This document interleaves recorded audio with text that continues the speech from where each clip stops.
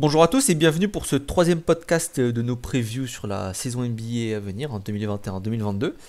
Aujourd'hui au programme, la dernière division de la conférence Est, la division Sud-Est.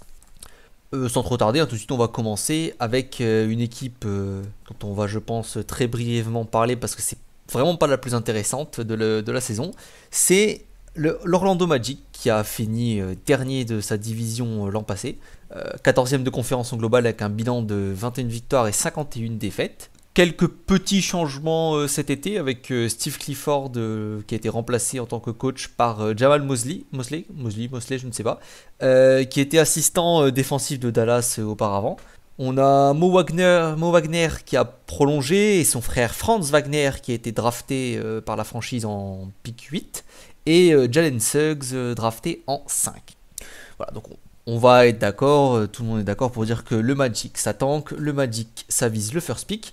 Donc je vais poser peut-être une question un peu plus concentrée sur un des joueurs qui a été drafté il y a quelques années, c'est-à-dire Jonathan Isaac. Qui est-ce que potentiellement on est dans une situation où il serait tradé, peut-être pas cette année, mais peut-être l'année prochaine. Il entame la première année de son contrat là, qui est de 69 millions sur 4 ans. Fixe en plus, si je ne me trompe pas, c'est 17,6 je crois fixe étalé sur les 4 années. Des blessures récurrentes. Là maintenant il revient d'un ACL quand même au genou. Et c'est un joueur sujet à beaucoup de pépins offensifs.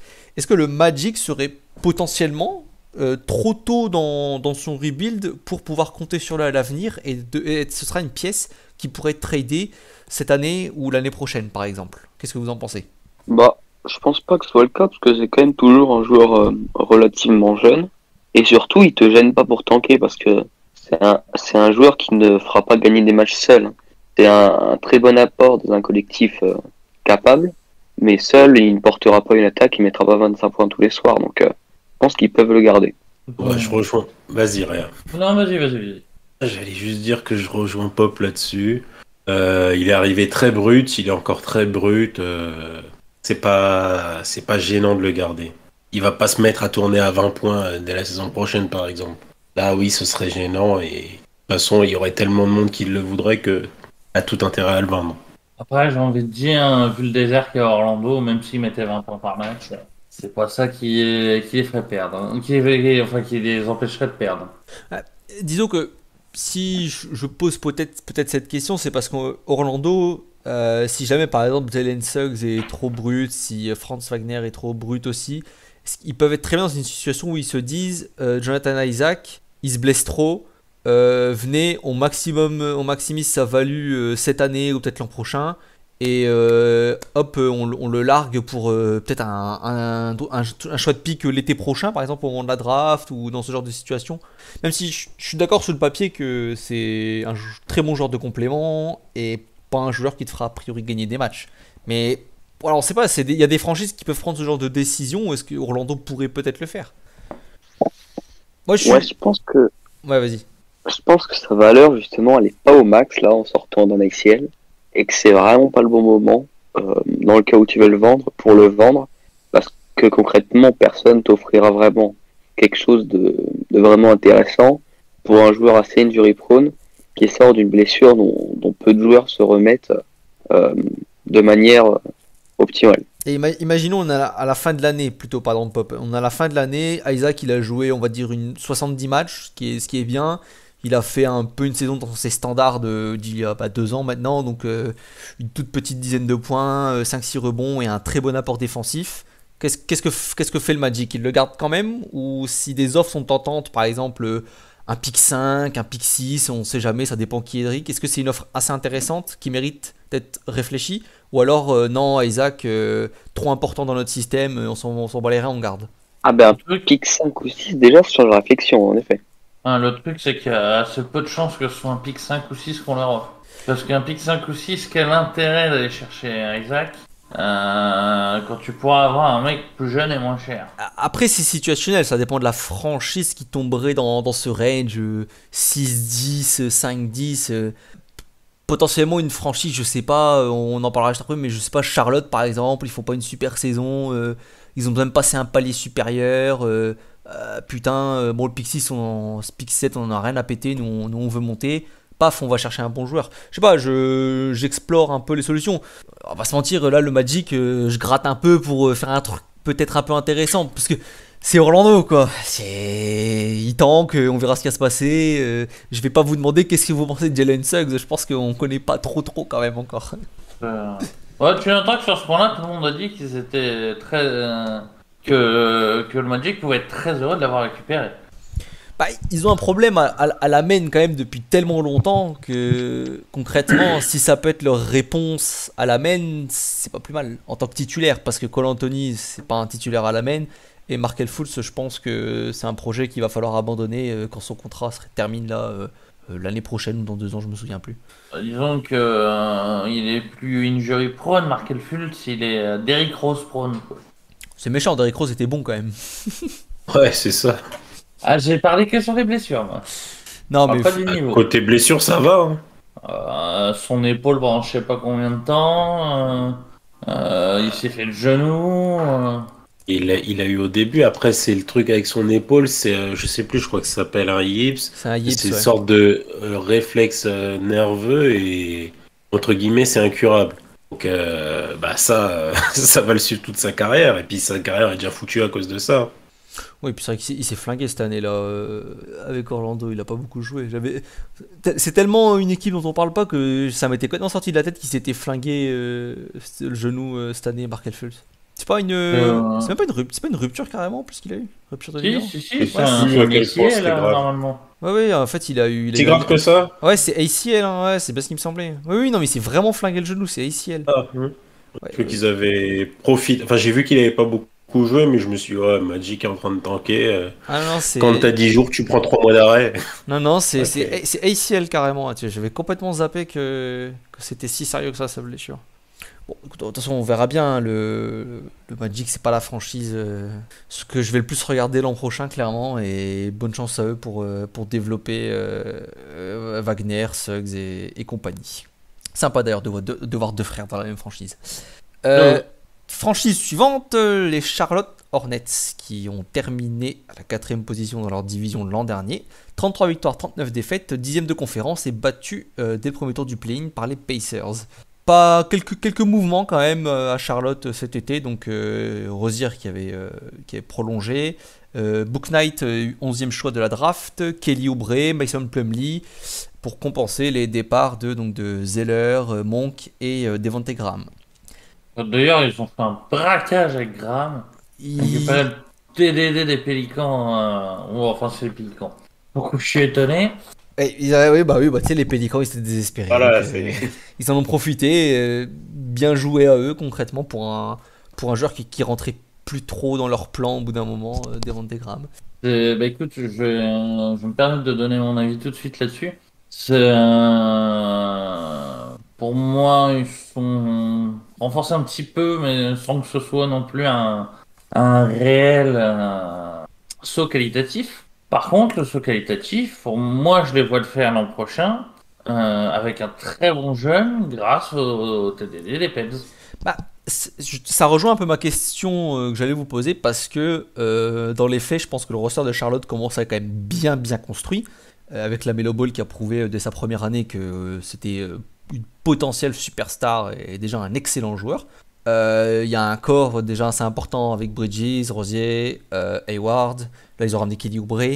Est-ce que Charlotte va jouer un peu le milieu de tableau cette année? On va attendre l'année prochaine pour faire un gros coup ou ça peut péter déjà à la deadline si on en parlera peut-être aussi après, mais si un Bradley Beal par exemple, ça y est, est enfin mis sur le marché, est-ce que Charlotte est un candidat pour tout péter, aller chercher déjà un gros joueur, ou ça va attendre l'an prochain ou même 2 ans? Je pense que ça attendra l'an prochain, c'est pas dans leur timeline. Après, on connaît tous le GM, enfin le GM, le président, pardon. On sait que c'est pas le mec le plus patient du monde, mais en tout cas, si le GM arrive à être malin, il attend l'an prochain pour moi. Ne serait-ce que parce que même imaginons dans leur range, dans leur range à la draft, que ce soit avec leur pick ou celui des Pels, ils trouvent rien d'intéressant. Pas rien d'intéressant pour eux, hein, je veux dire. Ça se bazarde très facilement contre un joueur. Hein. Tu parlais de Isaac tout à l'heure, ça peut être un exemple. Mais après, il faudra voir. Parce qu'il y a... Après, tu as quand même Hayward. J'adore Hayward, mais il s'est jamais vraiment remis de sa blessure. Et depuis, il est surtout injury prone. Donc c'est ça qui va les faire coincer à terme aussi. Parce que l'an dernier, ils peuvent être plus hauts s'il y a moins de blessés. Hein. Ouais, bah moi je pense que c'est un peu comme quand on avait parlé des Bulls. Les Hornets se sont renforcés, mais ils se sont pas renforcés, pas des Bulls, excusez-moi, de Knicks. Les Hornets sont renforcés, mais ne sont pas renforcés à niveau de leurs concurrents. Donc en fait, dans le bilan comptable, ils peuvent vraiment descendre, et pour autant, l'été est plutôt positif quand même. Ah, c'est marrant, moi je les vois pas forcément descendre, je les vois pas bouger en fait. Faudra Non, pour voir ça. avec les blessures. Moi je vois C'est ça qui beaucoup va d'équipes devant. déterminer. Hein. Ah, mais comme ils en ont eu déjà pas mal l'an dernier. Ah, ils étaient bien placés à une période avant la blessure de la Mélo. Ouais. C'était Oui, 5e ou 4e, ouais. Ouais, et puis quand Et Hayward se pète aussi. Voilà. C'est là-dessus que j'allais arriver. Ouais, il faisait une belle saison Hayward quand même. Ah, parce que franchement, c'est même au complet, c'est pour le coup, je les vois pas beaucoup plus haut que l'an dernier. Après, Plumlee pour moi c'est une upgrade quand même au poste de pivot. C'est une upgrade très intéressante au poste de pivot par rapport à Ma grand-mère serait une upgrade de Zeller, s'il te plaît. Parce que Zeller, physiquement, franchement, Ça devenait compliqué, oui. physiquement, il est rincé quand même, le pauvre. J'aimais bien, j'ai toujours bien aimé Cody Zeller parce que c'était un peu. On parlait pas trop de lui, mais c'était un joueur honnête, quoi. Ni bon ni mauvais, mais alors physiquement, waouh, c'était dur. Là, c'était vraiment dur. Plumlee a fait une belle saison à Détroit. Et moi, je trouve que c'est un move très intéressant à côté de PJ Washington dans la raquette. Après, je sais C'est intéressant. Vas-y. Après, je sais pas trop comment ils vont gérer leur truc parce que, en fait, c'est là où Charlotte est dans une position, donc voilà, soit cette année, soit l'année prochaine, où ils peuvent faire un saut important avec un trade. Parce que au final, allez, à part le poste de pivot, c'est un peu doublé correctement partout avec des bons joueurs, mais t'as pas ta star qui va te tirer vers le haut. Peut-être que Ball le sera cette année, j'en suis pas sûr, ça paraît un peu tôt. Et tu vois, tu rajoutes dans ce contexte, tu switches un. Évidemment, c'est pas réaliste d'un point de vue market value, mais tu switches un Hayward avec un Bill, bah concrètement, putain, pour moi, ton équipe elle upgrade mais de fou. Parce que tes pièces autour sont toujours bonnes, mais t'as une star qui peut te permettre de gagner des matchs par elle-même. Parce que c'est aussi ça, entre guillemets, le problème de Charlotte, c'est que ils n'ont pas un joueur régulier qui peut leur faire gagner un match à lui tout seul. La Mélo, il a eu quand même pas mal de trous d'air dans l'année. Et en même temps, c'est normal, c'est un rookie. C'est un rookie, c'est normal. Et puis en même temps, je reste pas super convaincu sur sa façon de shooter, etc. Pour moi, c'est pas un joueur qui est amené à être très régulier en attaque, en fait. Et ils ont besoin de. Il est moins dégueulasse que celui de son frère à l'origine. Il est moins dégueulasse, il est plus agressif aussi, il est intéressant près du panier, mais. Je demande à voir les pourcents à venir dans cette saison, tu vois.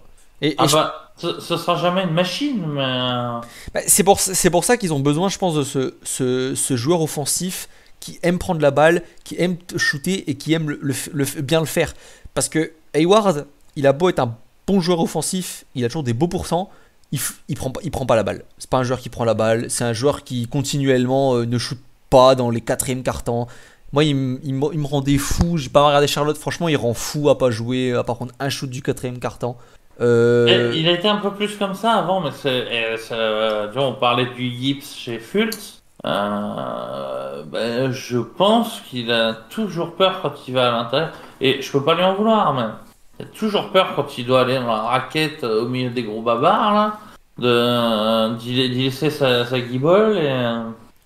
Parce que là, le go-to guy concrètement en fin de match, c'est Terry Rozier, je pense. Et j'aime bien, hein, mais ça t'emmène pas très loin en NBA comme closer et go-to guy en permanence, quoi. C'est sûr. Il a déjà mis des gros shoots. Il a déjà mis des gros shoots. Et je crois qu'il avait des stats même assez bonnes, voire très bonnes l'an dernier dans le clutch type. Mais c'est une équipe, quand t'arrives en playoff, putain, ton closer, ton mec qui porte ton attaque à la fin, c'est Terry Rozier. Ouais. Tu vois, c'est là où je dis qu'il manque la star à la Bradley Beal, vraiment un mec plus prolifique et plus à même d'enfiler le costume. Si tu veux viser plus haut, après je parle toujours de viser plus haut, c'est-à-dire que là on est sur un effectif et même un Rosier, c'est largement suffisant si tu veux aller en playoff, être 6ème, 7ème, 8ème. Là évidemment je parle, comme j'avais dit au début, c'est de prendre ce saut pour jouer le top 5, le top 4, rêver d'une finale de conférence quoi. Tu prends toutes les équipes qui sont allées loin, elles ont un go-to-guy qui est largement meilleur que ça. De toute façon, si tu veux aller loin, faut que Rosier soit ton Jordan Clarkson. Que tu fais rentrer en fin de match parce qu'il a pris feu et que tes joueurs sont passés à côté ou qu'il va prendre feu, mais que tu n'es pas obligé de l'avoir pour gagner la majorité de tes matchs. Attention, là, avec sa prolongation, je pense que leur backcourt il est 7. Hein. Ah, je pense que lui. Et je suis pas sûr qu'il ait cette mentalité de 6ème homme. Bah, il avait pas l'air de l'avoir à Boston déjà, donc je. Ouais, non, mais après, il aurait pu revenir sur sa position, mais à mon avis, il a pas bougé. Donc. Non, avec la saison qu'il a Si tu vas fait. être sur le banc, vaut mieux le trade. Avec la saison qu'il a fait, le contrat qu'il a signé, je pense que là, c'est titulaire pendant 5 ans. Sauf s'il devient vraiment mauvais. Oui et non, parce que ça tournait pas mal l'an dernier. Je suis pas sûr qu'il était titulaire à tous les matchs. Hein. Oh, si, il a toujours été titulaire, hein, Terry Rozier. C'est Lamelo qui sortait du banc au début. C'est Lamelo qui sortait du banc au début, hein, mais il a toujours été titulaire, hein, Terry Rozier. Hein. Au début, oui, mais. Rozier, il a toujours été titulaire. Je crois pas qu'il n'y a pas un seul match qu'il a fait en tant que remplaçant. Ah, sur BRF, il est titulaire depuis qu'il est à Charlotte. Voilà. Par contre, listé en shooting guard l'an dernier, pour ce que ça vaut. Oui, c'est parce que c'est Lamelo qui est listé en. Oui, c'est ça. C'était Lamelo et Graham qui tournaient beaucoup au terme des titularisations au début. Et après, le backcourt a été 7. C'est pour ça que Graham a été renvoyé, parce qu'il avait plus de place de titulaire. Donc autant maximiser sa value et le bazarder dans une équipe désespérée. Autant pour moi, il me semblait qu'il n'avait pas démarré tous les matchs. Autant pour moi. On va passer à la troisième équipe de la division, pardon, troisième l'an passé. Et c'est bien évidemment l'équipe de Bradley Beal, du coup, les Washington Wizards. 34 victoires, 39 défaites, du coup, puisque chaque fois que je compte le bilan, les victoires du play-in sont comptées. Hein. Donc 34 victoires, 39 défaites, et du coup 8ème de conférence, après une victoire au play-in, au second tour du play-in, puisqu'ils ont perdu leur premier match contre Boston. Voilà, battu 4-1 par Philly au premier tour. Une intersaison évidemment très chargée. Scott Brooks déjà, ça dégage. C'est Wes Unseld Jr. qui arrive, assistant défensif de Denver. Et évidemment, fils de Wes Unseld, légende de Washington, on peut le dire. On notera qu'il faisait quand même du suffisamment bon boulot pour que les mecs de Denver lui aient dit allez vas-y, et l'ont recommandé de mémoire. Il a fait du super boulot parce que la défense de Denver a complètement shift justement quand il est arrivé il y a quelques années. Et de ce qui se dit, il a été quand même important dans le développement de certains joueurs, dont Jokic. Donc bon, ça vaut ce que ça vaut, mais il est très bien coté. Il y a eu évidemment pas mal de trades, hein. Westbrook qui est parti, à la place bonjour Kuzma, Caldwell Pope, Montrezl Harrell, et également Dinwiddie, Aaron Holiday et Kispert à la draft, Corey Kispert. Bon bah ça va être simple, hein. Ça va être quoi le plan des Wizards cette année quoi. Est-ce que si ça se passe pas bien, on casse tout à la moitié de saison? Ou alors on continue de faire les têtes de mule et on garde Bradley Beal jusqu'à la vie, à la mort, jusqu'à ce qu'ils soient en fin de contrat? Moi je comprends pas où ils vont. Ça fait... Franchement, si je dis que ça fait 5 ans que ça va nulle part, je suis méchant, mais c'est pas loin d'être vrai en fait. Le problème avec Washington, c'est que le président ne veut pas, ne serait-ce qu'une année, ne veut pas tanker. Alors que il gagnerait à faire un an ou deux de tanking. C'est ça, c'est concrètement, je dirais, ils ont pas progressé depuis l'époque où il y avait Ariza. Ça date quand même, je saurais pas dire de quand ça date, mais depuis, à chaque fois, tu remplaces un petit peu. Au début, t'avais encore ton backcourt avec Wall et Bill. Ensuite, bon bah, t'en as un qui est décédé par blessure. T'as le test avec Westbrook, et puis là aujourd'hui, bah t'as Bill qui est un petit peu seul au monde. Ouais, Dinwiddie, mais il faut voir comment il revient aussi. Ouais. Kuzma, elle. En plus, c'est même leur sorte de petite promesse slash surprise comme Thomas Bryant. Flingué. Il s'est pété sur ce genre de gabarit. J'ai très peur sur le retour. Et derrière, c'est à qui comme pivot? C'est Gafford. T'as le roi des hooks. Est-ce qu'il est encore là même? T'as Gafford qui est là encore, il me semble. Gafford, c'est plus un 4 qu'un pivot. Hein. Ouais, mais ils l'ont fait jouer pivot. Ils jouaient rapide et ils jouaient pivot avec lui, je me souviens. Oui, sur des séquences de jeu rapides, mais tu peux pas faire tout le match comme ça contre tous les adversaires en tout cas. Ils jouaient qu'une vingtaine de minutes, de toute façon ils faisaient trop de fautes pour en jouer plus. Mais tu sais, ils étaient tellement désespérés de toute façon. Si tu prends la liste de leurs pivots, donc t'as mon 13 Arel, qui est. Je l'aime bien, hein, mais quand il est titulaire chez toi comme pivot, il y a un problème. Tu as Euf, le rookie. Ouais. Enfin, un de leurs rookies. Tu as Thomas Bryant qui est pété. Et Gafford qui peut éventuellement servir de pivot. De toute façon, ils vont tourner avec Gafford et Bryant. Tu vas aller loin avec ça. Hein. Bah, en fait, moi, c'est pareil que Doc. Hein. Je comprends pas où va cette franchise. Enfin, cet acharnement de ne jamais rebuild là. En plus, ils se sont foutus dans la merde eux-mêmes parce que maintenant, Bradley Beal il veut absolument gagner. C'est-à-dire que tu pouvais justifier encore une de petites années de tanking il y a quelques années quand Bradley Beal n'était pas encore à son prime, quand voilà, après que John Wall soit pété par exemple, bon allez, les gars on tank 1 an, 2 ans et on repart. Sauf que tu l'as pas fait et maintenant Bradley Beal, c'est bon, il veut gagner quoi. Il a pas envie de rester dans une franchise éclatée qui joue pas. Donc t'es bloqué, t'essaies de gagner et ça marche pas. Non, ils ont réussi l'exploit d'être moins forts après le trade de Westbrook qu'avant. Avec tout ce qu'il y avait à Los Angeles, c'est quand même magnifique. Parce que t'as Kuzma. Il est bon Kuzma, hein, c'est un bon deuxième lieutenant. Mais Kuzma, il est plus ou moins sur le poste de Hachimura. Ah oui, c'est des doublons. Mais il y a Bertans en plus derrière encore, imagine. Il y a Bertans derrière et je parle même pas d'Avdia. Putain, ouais. Encore que Avdia il run vraiment le 3. Là, Kuzma, Hachimura, Bertans, on est vraiment sur des mecs qui jouent que en 4 aujourd'hui. Kuzma pourrait peut-être redescendre en 3. Enfin, quoi que Hachimura aussi. Oui, sur séquence aussi, mais je pense que Avdia est plutôt. Il est plus froid. Il est plus 3 dans le sens où il peut pas jouer à côté d'un pivot. C'est pas. C'est d'ailleurs pour ça que BBRF le note à la fois comme guard et comme forward. Hein. Sur Hachimura, par contre, là je viens de voir, mais ça date d'il y a 5-6 jours, il y a une petite semaine même. Shams qui dit qu'il est out pour période indéterminée. Je sais pas si vous aviez vu ça passer. Oui, je viens de le voir. Ce serait pas un décès dans sa famille, il est retourné au Japon ou. Je sais pas du tout. Je dis ça complètement pif, hein, mais une excuse. Et au passage. Ford, lui, c'est qui? Donc le GM qui dit qu'il va commencer pivot titulaire. Ouais, avec, c'est pas surprenant. Derrière lui. Ouais, ça me surprend pas. Non, c'est pas surprenant, c'est ce qu'on disait, mais donc il y a la confirmation par le GM. Ouais. Mais Hachimura, au vu du message, ça sent plus un problème perso qui, je sais pas, je donne l'exemple d'un décès parce que si ça l'oblige à retourner au Japon, t'as les périodes de. Non mais j'ai envie de dire que c'est peut-être entre guillemets le plus probable parce que il va rater beaucoup de temps apparemment. Donc ça m'étonnerait pas que ce soit un décès qu'ils doivent retourner dans son pays natal ou. Et donc se taper putain j'ai plus le mot. Quarantaine. Voilà, merci. Oui, non mais ça me. Comme tu veux, mais.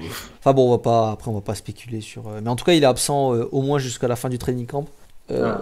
On lui souhaite quand même que ce soit le moins grave possible. C'est ça. Dans tous les cas. Mais oui, ils sont bloqués et en plus, là, ce poste un peu 3-4 qui est complètement bouché. Putain, Davis Bertans, ils sont pas prêts. Il est lock avec ce contrat là. Il bougera jamais de la franchise. Hein. Ah, puis attends. On parle de poste bouché. Il me semble qu'il récupère Kentavious Caldwell-Pope dans le trade aussi. Ouais, il peut jouer. Ouais, il va jouer derrière. 2-3. Ouais, il va jouer derrière Bill, lui, c'est sûr. Oui, ça va encore. Ouais, enfin. Il a plus son bracelet électronique en plus. Son poste préférentiel, c'est quand même le poste de Bill, quoi. C'est encore grosse intelligence. Ouais, mais c'est du. Il peut jouer à côté de Bill, puisque Bill peut porter la balle, créer entre guillemets, et donc un KCP à côté n'est pas forcément gênant. Non mais là les gars, on est dans du salary filler dans le trade, c'est pas, faut pas. Lui aussi.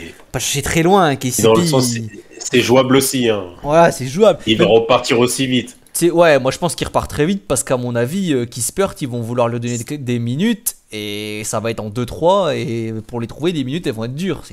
KCP, je suis même pas sûr qu'il joue. Hein. Et puis surtout, Ah, KCP, c'est je pour dis n'importe pas, quel contender, c'est intéressant. Oh oui, Mais- ça peut finir en buyout, salut, au revoir, et puis au contender. Non, euh, même, ou même un franchement, c'est trade. pas Honnête. droit, ouais, tu lâches un pick pour ça, un late pick, Oui, ce oui. serait pas choquant. Ouais, moi, ce que je reproche, c'est qu'ils avaient les moyens de mettre une petite enculette aux Lakers, et c'est eux qui ont écarté les fesses, quoi. Ouais, mais je pense que la cote de Westbrook, elle était pas dingue sur le marché non plus en même temps. Ouais, mais les Lakers le voulaient absolument. Ça, tu le veux absolument, tu le payes. Ils ont rien pour le payer. Ils ont plus de pics. Ils ont déjà. rien à payer de toute façon, donc. T'en fous, tu Moi, mets je un- pense que le prix est très un correct. petit Hein. Quentin, mais, Moi, le prix me choque pas. Hein. T'as toujours espoir que Kuzma passe un step-up offensivement. C'est un joueur qui tourne à pas loin de 20 points par match quand il était sophomore. Hein. Je veux dire, c'est pas entre guillemets n'importe qui. T'as toujours espoir qu'il remonte. En plus, il a un contrat pas dégueulasse, hein, plutôt friendly. Ah, mais j'ai rien contre Kuzma, c'est juste que c'est le même poste que Chimura, quoi. Bah, Donc il y en a forcément un des deux que tu fais pas jouer sur son meilleur poste. c'est un. Ouais, c'est super nul quand même. Si, voilà. De quoi, C'est Hachimura, un t'as dit scoreur qui score pas bien, quoi. Non, Kuzma. Bah, comme Hachimura, j'ai envie de dire. Ça va, ouais. C'est. Un scoreur à 30% à 3 points, c'est toujours chiant. Hein. Ouais, mais c'est les. c'est exactement les. Tu parles de quand là? Oh, il a un Ou bon. tu parles de qui? il a Kuzma un- Comment ça Il a un pourcent pas Oui, dégueu Kuzma. cette année, Kuzma. Hein. Ça va, Kuzma, franchement. Cette année, il De est pas mal. mémoire, Hein. c'est En carrière, il est à quoi 32, 33 34. ouais, quasiment 34, franchement. 34 et 36 cette année sur un 5,5 par match, ce qui est correct. Et Après, j'ai envie de super dire, bien pour un- entouré. Pour un poste 4, c'est correct. Hein. Après, je dis pas que c'est un grand genre en devenir, je dis juste que Télé Wizards, tu peux banquer sur peut-être un déclic pour le joueur. Je veux dire, on sait jamais. Ouais. J'ai vu des photos, à mon avis, il n'y a pas déclic grand-chose. Hein.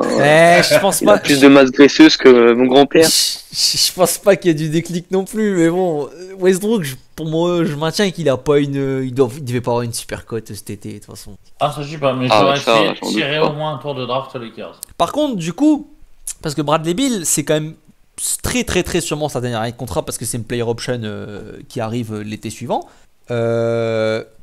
Je sais pas s'il compte re-signer. Même, enfin, il a beau dire j'aime bien Washington, j'ai envie de rester. On sait qu'il a envie de gagner. Si ça se passe mal à la deadline, on trade ou on trade pas. Si on sait pas trop si Bill veut re-signer, c'est un peu flou. On n'est pas sûr. Je crois qu'il ferait une croix sur les 45 millions qu'il peut avoir en restant à Washington qu'il n'aurait pas ailleurs. Ou alors, pense, ouais. ou alors ils se mettent entre guillemets Oui. d'accord en avance pour un sign and trade. Je le vois pas rester dans la franchise en vrai, honnêtement. Je pense que cet été il part. Si c'est pas en trade, ce sera la gratuite. Enfin, il signera ailleurs. Je le vois vraiment pas rester. Ah, je le vois prendre la moula, moi. Je le vois prendre la moula, mais dans un sign and trade dans ce cas-là. Je le vois vraiment pas rester. Ah, mais même son sign and trade. Tu crois qu'il va prendre juste un supermax et rester? Mais Je pense, ouais. Ouais, je crois. même s'il est tradé, il aura le max qu'il peut avoir à Washington. Hein. Ouais, c'est sign and trade, c'est supermax. Hein, du coup. Non, tu peux pas ça. Ah, tu parles du Designated, quoi. À 35. Oui. C'est quand t'es en sign trade, c'est le max extérieur que t'as. Oui, oui. Non, mais je parle en trade à la deadline, quoi. Ah oui, ok. Et oui, dans tous les cas, moi je le vois pas plutôt qu'il sur challenge sportif que argent. Je pense Dans tous les que- cas, il aura l'argent, donc. En fait, c'est un peu ça, c'est-à-dire que évidemment, on n'est pas à la place des joueurs, mais franchement, putain, si j'étais lui, entre le supermax et le max, ok, il y a une différence, mais putain, tu te fais tellement avec un max entre guillemets normal que n'importe quelle franchise te donne. Le max de bid, il va émarger à beaucoup trop. J'ai même pas envie de réfléchir parce que on va être sur Ça va finir dans les 50 millions. Ah ouais, on est sur une base on est sur une base dans la trentaine et allez, un dernier à 46 47 la dernière année quoi en gros. Vache, c'est rentable. Hein.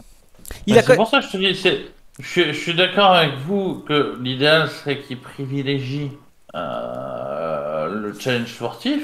Maintenant, combien on en a vu dire je privilégie le challenge sportif et puis partir au premier max? Enfin, au premier super max. Je sais pas, ouais. Parce que faut pas oublier la question d'image aussi que ça donne. Ouais, mais Si t'es un de ceux qui ont ce fameux contrat à 40 millions, c'est pas tout le monde qui en a dans la ligue. Ça veut dire que T'as les stars, les superstars, et t'as les mecs comme toi. Ouais, mais il est à la fin, il est à la fin du contrat où c'est à ce moment-là que les joueurs qui n'ont fait qu'une franchise se cassent quand ils en ont marre. C'est-à-dire qu'il a fini son contrat rookie, il a signé un max dans la foulée, et là c'est la fin de ce max-là. Donc les 7-8, quoi, ça fait 8 ans je crois, 7 ou 8 ans, je confonds tout le temps. C'est quand même souvent à ce moment-là que les joueurs décident de partir. Il a tellement... Après, effectivement, peut-être qu'il prendra un Supermax et qu'il restera, mais il a tellement dit depuis un moment qu'il a... Merde, il a envie de gagner. Ah putain, je serais vraiment déçu s'il reste. Parce que je pense qu'il sait que s'il reste, c'est clair qu'il gagnera pas avant très longtemps. Ah, mais dans les mecs Tout s'il reste, qu'il passe pas son Lillard. Dans les mecs qui sont partis à la fin de leur premier contrat, combien sont partis à la FA? Et qu'est-ce que t'appelles le premier contrat? La fin du premier contrat après le contrat rookie, le premier gros contrat. Okay. Comme ouais. Bill ici, si je dis pas de bêtises. Ouais. Durant, LeBron. Bah Chris Bosh du coup aussi. Ouais. Parce que Durant, LeBron et... Bosh, je parle dans une époque récente avec le Supermax et tout ça. Ouais, ils ont fait... Je parle des blonds de moins d'1m80. Ils en ont laissé du pognon. T'as des Sion, le 5e joueur de l'histoire à faire Sion. Genre faut chercher précisément ces dernières années, putain, ça fait mal. Et je t'ai dit les top of minds en fait. Oui, c'est les plus gros joueurs dans l'histoire récente. Après, on réfléchit, mais ça risque de prendre 10 minutes quoi. Ouais, j'aurais un peu dans ma tête. Parce que à part Durant, on sait très bien comment il est chelou. Ils sont tous Davis et tout ça. Non, je veux mon trade. Ouais, mais c'est la dernière année Davis, avant de partir. Ouais, voilà. Ils n'avaient pas re-signé. C'est pour ça que j'ai dit, j'espère qu'il va pas re-signer pour faire une Lillard. C'est à que Lillard vraiment qui est là. Non, moi je suis loyal. Je te prends un Supermax et derrière, j'aimerais bien gagner quand même. Bah frère, change de franchise si tu veux gagner. Parce que je pense ça respectable de vouloir gagner avec la franchise qui t'a drafté. Anthony Davis, si les Pels ne le trade pas à ce moment-là, bah l'été il se barre. C'est pour ça qu'ils l'ont tradé. Mais il avait fait une demande de transfert parce qu'il en avait plein le cul. J'ai jamais. Bill il dit qu'il veut gagner, mais je l'ai jamais vu faire une demande de transfert. Parce qu'il a les mêmes déclarations que Lillard jusqu'ici. Et là, la question, c'est maintenant qu'il va voir la main, est-ce qu'il va aller voir sans déclarer dans la presse? Est-ce qu'il va voir son front office dire moi, franchement, les gars, je vois que vous n'allez pas dans la même direction que moi, donc je me casse, ou tradez-moi si vous voulez. Il va pas rester. Après, regarde, c'est des trucs qui sont sur le tard. Hein. Je veux dire, Anthony Davis, ça a pété sur sa dernière saison et quand on a approché de la deadline. Hein, ça faisait au moins un an que s'en parlait, hein, Anthony Davis. On en parlait comme peut-être il va partir, comme on dit Bill depuis un an, peut-être il va partir. Il n'y avait jamais rien de concret. Ça a vraiment pété au moment de la saison. Attends, je souviens. Attention, il va demander son trade. Attention, il a demandé son trade. Bill, ça n'a jamais été jusque-là. Moi, Anthony Davis, je me souvenais pas qu'avant la saison, on disait ça y est, c'est sûr, ça va péter, il va demander son trade. Hein. En plein milieu de. Pour moi, il est resté 2 ans de contrat, Davis. Hein. Et en plein milieu de la première de ces 2 années, il a fait comprendre je me casse et je vais aller à Los Angeles, démerdez-vous. C'est après la blessure de Cousins. Ouais, quand aussi derrière le front office n'a pas proposé un contrat que Cousins estimait de pouvoir recevoir. Mais non, mais il est parti dans sa dernière année de Heidi Rea. Non, oui, il est parti dans sa dernière année, mais la demande de c'est vrai qu'à partir de l'affaire, oui, mais tu prends un cas particulier puisque t'as vraiment eu cette histoire de blessure. En gros, c'est ta Davis qui a commencé à dire je m'impatiente, il va falloir prendre des décisions. Eux, ils ont fait bah t'inquiète, on te fait venir de Marcus s'est pété, c'est pas de leur faute. Et derrière, on est bien juste avec toi, Heidi. Moi, je trouve. C'est pas avant qu'il se blesse qu'il demande déjà son transfert. Ah bah non, oui, parce que avant qu'il se blesse, ça commençait à pas trop mal tourner. Ils étaient bons tous les deux, ils s'entendaient bien. Pour moi, il n'y avait pas de souci à ce moment-là. La folie. Autant pour moi, je pense que Heidi, c'est la situation, par exemple, qu'on a avec Towns actuellement. C'est-à-dire que ça fait 1 an et demi qu'on te dit attention, il va partir si vous faites pas bien les choses. Et officiellement, on n'entend pas grand chose. C'est quand même le genre d'infos et de demandes de transfert qui pètent quand même très souvent, qu'on entend très souvent quand on arrive à la dernière année. C'est-à-dire que moi, Bill, si dans 3 mois j'apprends qu'il demande son transfert, je suis pas surpris. Et je dirais pas, on le savait depuis 1 an, je dirais, je ne suis pas surpris. Parce que il y a eu parce que tout le monde savait que si ça n'allait pas, ça avait de grandes chances d'arriver. Ah, mais je sais pas, dans mon souvenir, il y avait beaucoup plus de bruit sur AD. Mais... Je me trompe peut-être, mais c'est vraiment pas le souvenir que j'en ai perso. C'est vrai, on verra qui a raison. Si j'ai tort, tant pis pour moi. Mais voilà. Moi, je reste sur mon avis. Ils vont encaisser la moula façon Billard. Bon, on va enchaîner. Miami Heat, deuxième de division l'an passé. 40 victoires, 32 défaites, sixième de conférence et sweepé par les Bucks. Donc très bonne intersaison, hein, on en avait parlé il n'y a pas très longtemps. Donc Duncan Robinson re-signé 90 millions 5 ans. Laurie arrive en sign and trade contre Dragic et Achua. Les arrivées de Markieff Morris, PJ Tucker et les re-signatures de Strauss, Gabe Vincent et Victor Oladipo. Si la santé tient, est-ce que le Heat peut se greffer à ce gros duo de l'Est Bucks-Nets ou alors ça restera toujours un petit step en dessous? Ça restera pour moi un micro-step en dessous. Par contre, en playoff, ils peuvent péter tout le monde si les planètes s'alignent. Donc, c'est le genre d'équipe où tu sais que tu les as affrontés. Tu dis, oh putain, je suis saoulé là. Rien qu'à l'idée. Ouais, pour moi, c'est très en dessous des deux gros calibres de l'Est. Bah, c'est un peu le truc avec les franchises où selon leurs résultats, on a des avis très différents parfois. Je pense que mentalement, on donnerait pas mal le Heat par rapport à l'an passé parce qu'ils se sont quand même fait chier dessus en playoff. Parce que les Bucks leur ont vraiment chié dessus. Je crois, à part le premier match qui était relativement serré, qui était même pas très serré, ils se sont fait chier dessus après. Putain, Adebayo, il a été nul. Butler, il a été nul. Attends, l'an dernier, c'était pas le Miami Heat, c'était l'infirmerie FC. Ouais, mais c'était l'infirmerie FC pendant toute la saison. Ils sont arrivés au playoff au complet. Hein. Ouais, mais avec combien qu'il n'y avait pas assez de matchs dans les pattes pour être. Bah, le deuxième partie de saison, ça allait. Hein. C'est la première partie de saison où ils se sont fait flinguer. Hein. Parce que, combien de fois j'ai lu par Monsieur D-Way sur le forum que, attention, le Heat avait le deuxième ou le meilleur bilan de l'Est avec les Hawks sur la seconde partie de saison, blablabla. Hein. Donc, j'en ai bouffé. Non, ils étaient très bien en seconde partie de saison. Ils étaient bien.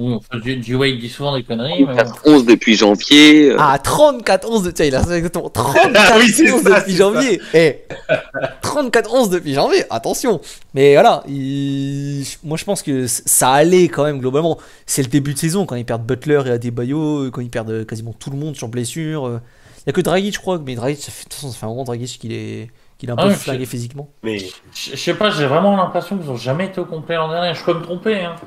Mais qu'il y avait toujours un Dragic absent ou sur une patte ou ah bah non, Butler il va rater 3 matchs. Ah bah Adebayo il s'est froissé le mental.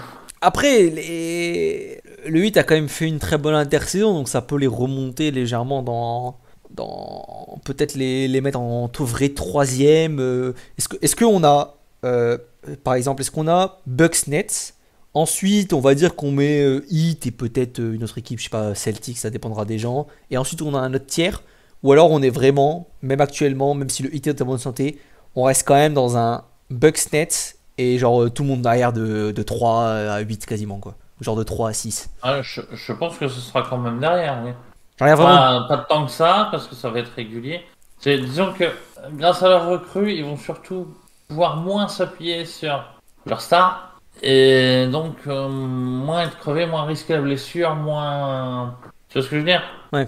Bah, déjà, Butler va être soulagé à la création, ce qui est pas plus mal. Même si c'est un créateur d'élite, bien évidemment. Mais Kyle Lowry, ça va quand même pas mal le soulager sur son workload offensif parce que il était quand même un peu au four et au moulin, comme on dit. Enfin, Kyle Lowry, pareil, hein, c'est pas le mec. Ouais, j'allais en parler, je sais pas. J'arrive pas à jauger dans quel état il est. Ben. Concrètement, il est bien, je pense. C'est juste qu'il va rater sa dizaine, presque vingtaine de matchs annuels, quoi. Franchement, même bien, je sais pas. C'est sans être sur un Jason Kidd fin de carrière, je sais pas si. Que là, on parle du Heat, c'est. Tu demandes à n'importe quel fan du Heat aujourd'hui, il dit on vise au moins la finale de conf. Oui. Et pour reprendre un certain coach NBA, je ne sais pas si c'est un meneur d'une équipe qui vise le titre. Je sais pas, il était bon l'an dernier hein, quand il jouait en vrai. Ouais, mais en fait, c'est l'année 3, elle va finir par arriver. Est-ce qu'on y est déjà ou pas encore? Je sais pas. Je serais peut-être plutôt l'année prochaine ou dans 2 ans, peut-être. Mais je pense que par rapport à ses qualités de shooter et tout ça, devrait aller. On verra, mais. Je sais pas. Je pense qu'il y a quand même des additions qui sont intéressantes. Je vais les mettre aussi dans un standing en dessous parce que même si j'ai dit si la santé tient, je pense que c'est évident qu'elle tiendra pas sur la durée pour la plupart des joueurs. Oladipo d'ailleurs, qui re-signe, ce sera intéressant de voir ce qu'il peut faire s'il est en bonne santé. Ça reste même pour un an, pas de risque, etc. Ça reste potentiellement une bonne pioche. Bon, on verra bien. Dernière équipe, première de sa division l'an passé, Atlanta Hawks, 41 victoires, 31 défaites, 5ème de conférence et un beau parcours de playoff qui les a emmenés en finale de conf, perdu 4-2 contre les Bucks. Beau parcours dès l'arrivée de Macmillan. Beau parcours de l'arrivée de Macmillan, effectivement. Une intersaison, on est vraiment dans la continuité avec les Hawks. Hein. Donc Collins qui re-signe à 125 millions sur 5 ans, Capella qui s'est vu ajouter 2 années supplémentaires à son contrat, Trae Young qui a déjà d'office son supermax, hein. Re-signature de Lou Williams, de Solomon Hill, exit Tony Snell, Chris Dunn et un petit trade pour amener Delon Wright qui est un très très bon pick-up je trouve. Voilà. Est-ce que sur les Hawks on a une possibilité de repeat de cette finale de conférence, ou alors est-ce que c'est une aventure presque d'un soir, j'ai envie de dire, une aventure d'une année qui leur a forcé la main sur quelques décisions cet été, je pense à John Collins notamment, et pas sûr qu'on les revoit dès cette année ou même l'an prochain de nouveau à ce niveau. Alors moi je pense que c'est possible parce que contrairement à la saison dernière, ils vont jouer avec Reddish et Hunter. Sont pour moi les 2 meilleurs joueurs derrière leur star. Ça va forcément faire du bien. Après, comme cette année, ça resterait quand même une surprise, même si ce serait moins une surprise l'an prochain. Déjà l'an dernier, j'étais assez enthousiaste sur les Hawks. Et là, je suis toujours assez confiant. Et pour moi, derrière les 2 meilleures équipes de l'Est, c'est vraiment la meilleure équipe. Et ils sont capables d'en éliminer une des deux pour aller en finale de conf. Alors, je serais peut-être pas aussi confiant que Pop, mais pour moi, oui, leur place c'est minimum demi-finale. Leur progression, elle est pas mal en interne, parce que leurs joueurs sont jeunes. En plus, ils ont la chance, ils ont déjà leur star. Ils ont déjà pas mal de joueurs corrects pour les entourer. Comme ça a été dit, il y a Reddish qui revient, par exemple. Ok, ils étaient peut-être un petit peu en sur-régime l'an dernier, ce qui leur permet d'aller en finale, mais même si je les vois quand même un cran en dessous en play-off des Nets ou des Bucks, par contre, je crois tout à fait possible, d'une qui les fasse bien chier, et deux, et ça c'est pas négligé, ça pourrait leur ouvrir la porte de la finale. On sait que les Nets n'ont pas joué à fond en régulière, les Bucks doivent gérer le genou qui grince de Giannis, le Heat, s'il peut y avoir des blessés, et je les vois quand même un petit cran en dessous des deux autres, c'est pourquoi pas les Hawks premiers à l'Est en fin de régulière. Et là, tu te retrouves avec potentiellement une demi-finale Nets Bucks et t'as de fortes chances que les Hawks aillent en finale de conf. Je pensais exactement la même chose, je comptais dire exactement la même Oui, chose. c'était pas le moment pour en parler, je trouvais, mais... C'est pas grave, ça passe quand même. Hein. Non, après, c'est vrai. Même s'ils avaient fait on va faire un peu de ensuite. Ouais, mais j'avais un peu la même chose, c'est-à-dire que clairement, ils peuvent y aller en n'ayant pas affronté tout simplement ni les Nets ni les Bucks avant. Je les vois pas éliminer les Nets. Alors pour le coup, je trouve que c'est une équipe qui matche vraiment pas, je trouve, avec les Hawks. Je pense que Nets Hawks, ça tombe vraiment pas bien pour eux. Mais par contre, les Bucks, déjà, je trouve ça plus jouable, ne serait-ce que par rapport à ce qu'ils ont montré l'an passé. Et ils ont des qualités pour les contrer, ils ont des joueurs à opposer à Giannis, qu'ils n'ont pas, je trouve, vraiment à opposer au Big Three des Nets. Donc, si par exemple on se retrouve avec la même finale de conférence l'an passé, je serais pas surpris même de peut-être les voir en finale NBA, quoi. Après, ça me paraît quand même encore un peu court. Moi, ça me paraît. Je les mets pas en ni favori pour y aller, mais disons que si ça arrive, je serais pas choqué. Je serais je me dirais putain quand même ils sont forts. Mais en même temps, c'est pas inconcevable dans mon esprit aujourd'hui de me dire que dans X mois, je verrai peut-être les Hawks en finale NBA. Parce que t'as déjà t'as Triangle qui est très fort, t'as DeAndre Hunter que j'adore, qui progresse tellement et qui partait sur une saison sophomore de fou avant de se flinguer la santé. Il partait sur un standard à quasiment 20 points par match avec une super défense. Bref, j'ai de gros espoirs pour lui, je trouve, sur cette troisième saison. Capella fait un super boulot d'ancrage inside. John Collins, même si je suis pas fan du contrat, il joue très très bien. Ils ont tous une marge de progression. Ils peuvent tous jouer encore mieux que l'an passé. Hurter même, et même Bogdanovic qui pourrait ne pas être aussi flingué qu'en playoff l'an passé au niveau de sa santé et de ses pourcentages au shoot. Donc pourquoi pas. Et dans le même temps, malheureusement, s'ils sortent au premier tour des playoffs parce qu'ils ont tiré un mauvais match-up, je sais pas, ils tirent Boston par exemple, et ben je serais peut-être pas choqué non plus parce que je vois pas spécialement de minimum à part faire les playoffs, mais je vois bien un maximum qui pourrait être les finales NBA. Oh, je vois personne dans les. Sauf catastrophe avec un hit ou un truc qui tombe très bas. Je vois personne capable de les déboîter au premier tour, quoi. Bah justement, c'est dans les hypothèses où il y a des équipes qui vont chuter parce que il y aura des blessures ou parce qu'elles prendront pas la régulière au sérieux. En fait, j'ai surtout Miami et Boston en tête.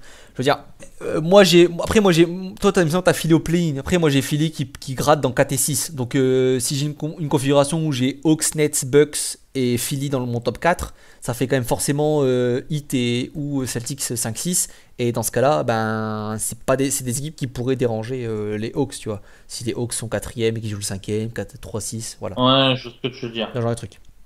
Mais voilà, moi, franchement, à part le hit quand même, je vois pas. Je vois pas tant que ça les faire chier en dehors de Net et Bucks.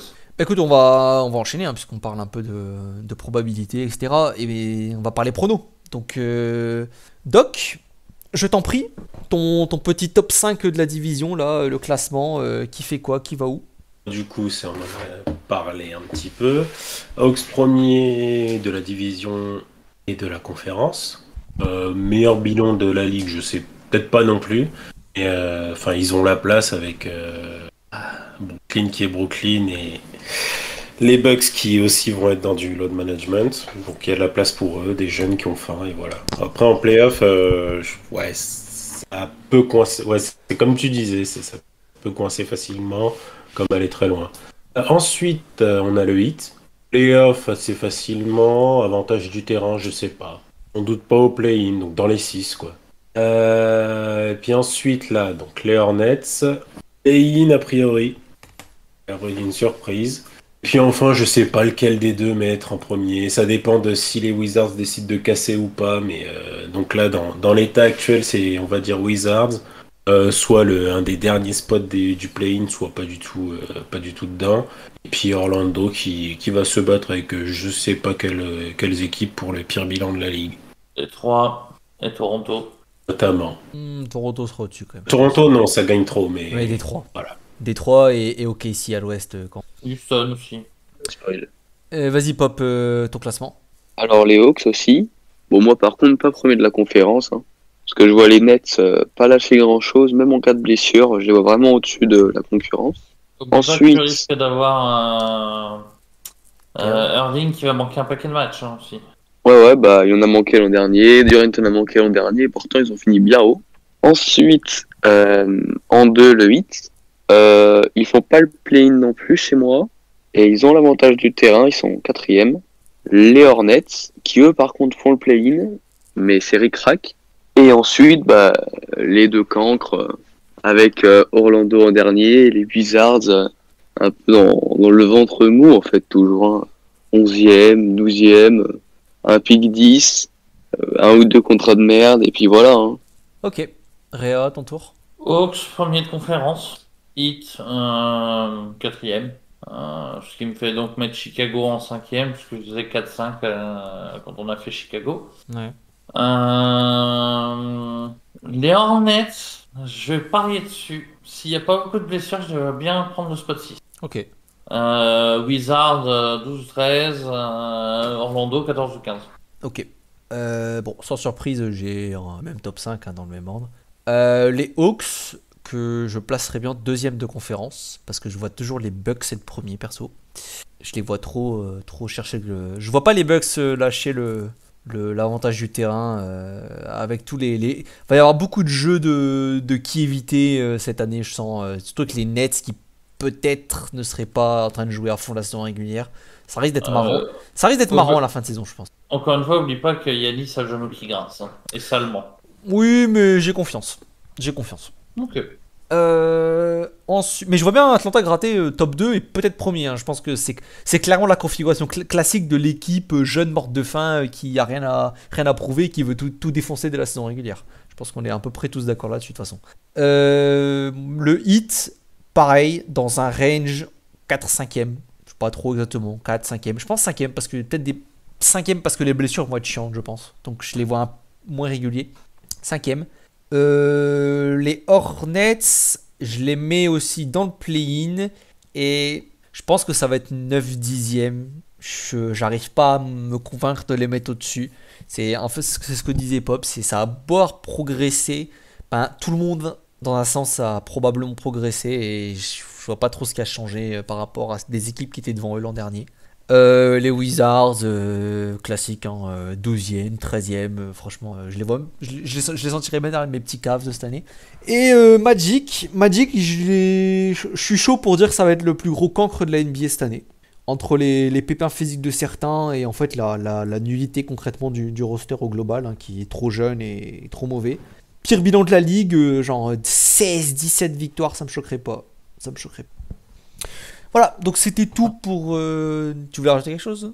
Ouais, je vais me corriger parce que je viens de me rendre compte que j'ai mis 7 équipes dans le top 6. Donc, Moi j'avoue voilà. que je parle, mais je me souviens pas spécialement de ce que j'ai dit avant. Donc on peut s'amuser à reprendre tous les podcasts et voir que j'ai dit de la merde et que j'ai mis 25 équipes en playoff. Hein, Donc pour être... je vais juste descendre les Hornets d'une place. Donc 7ème et en play-in. Ok. Parce que sinon ça fait descendre les Knicks en play-in et je maintiens que les Knicks sont devant les Hornets. Ah oui, ça colle pas du coup. Bon voilà, donc la preview c'est la fin de la conférence S pour nos previews, donc de cette dernière division, la Sud-Est. Et on va tout simplement aborder l'Ouest. Je ne sais pas par quelle division encore on va commencer. On verra bien, on décidera entre nous. Bonne journée à vous et à la prochaine.